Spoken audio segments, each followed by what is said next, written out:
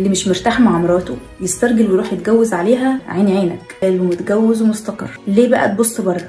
ليه؟ وليه انتي كواحدة متجوزة في الحلال عندك بيت عندك اولاد تخوني جوزك بحجة ايه؟ بينا مشاكل حليها. مش مبرر، مفيش مبرر للزنا والخيانة خالص، والله ما في مبرر. المبررات كلها والاعذار كلها ممكن تتحل عادي جدا. اللي مش مرتاح مع مراته يقول لها بيوت كتير خربت بسبب الموضوع ده، يا اما هو بيكلم بنات بقى وبيعك كتير، يا اما هي بتستغل سفره، تستغل ان هو مش فاضي او عنده اي حاجه تتكلم عليه حد تاني. مفيش واحد بيعمل كده مع مراته بيحبها، اللي بيحب بيكتفي، اللي بيعمل كده ما بيحبش مراته، واللي تعمل كده ما بتحبش جوزها. عقوبه الزنا وحشه في الاخره وفي الدنيا، تلاقي المصايب على دماغك، الفقر والنكد والمشاكل والنفسيه زفت. انا مقتنعه بحاجه واحده، ان اللي عنده مشكله بيواجه بيحلها، اللي مش مرتاح يمشي ما يكملش. ليه انزل من نظر نفسي او من نظر حد تاني؟ انت في